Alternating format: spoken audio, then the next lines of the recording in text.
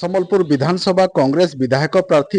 दुर्गा प्रसाद पाढ़ी को जिला कांग्रेस कार्यालय ठारे स्वागत संबर्धना ज्ञापन करा जायतिला। आसंता साधारण निर्वाचन 2024 रे सम्बलपुर विधानसभा क्षेत्र कांग्रेस विधायक प्रार्थी भाव में दुर्गा प्रसाद पाढ़ी नाम घोषणा करा जिवा परे शुक्रवार संध्यार श्रीयुक्त पाढ़ी जिला कांग्रेस कार्यालय को आसीथिबा बेले जिला कांग्रेस सभापति जयशंकर मिश्र नेतृत्व में श्रीयुक्त पाढ़ी को पुष्पगुच्छ दे स्वागत तथा संबर्धना ज्ञापन करा जायतिला।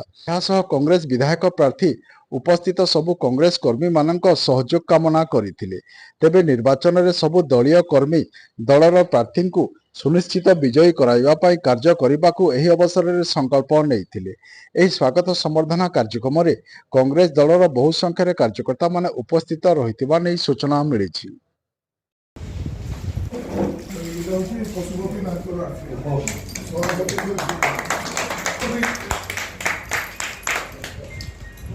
आमर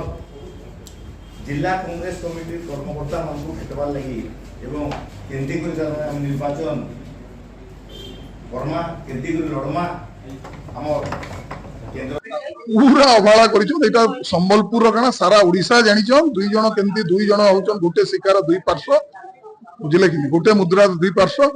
बीजेडी बीजेपी पूरा ओडिशा को पूरा बर्बाद कर दीचन पूरा खाई दीचन एतरे किछि संदेह नै। अब बेसी अवहेलार शिकार संबलपुर है अवहेलार शिकार पूरा जवाब देवे आमे तो देबू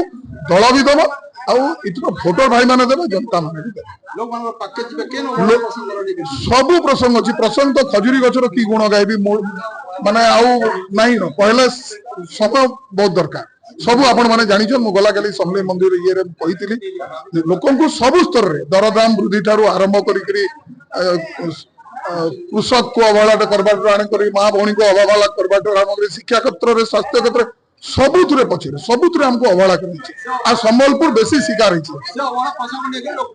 लोकन पाखु जाउछु घर घर भी जीवो आ लोकन को कहबो कि 24-25 वर्ष रे सरकार किछि करि नै आ कांग्रेस रो जो गारंटी कार्ड तो आपण जानिछन सेटा लोकन पाखु नैछो ये सरकार को सारा ओडिशा रे बदला जिबा सरकार निश्चित करबा संबलपुर रे कांग्रेस विजय सुनिश्चित कोनोसी संदेह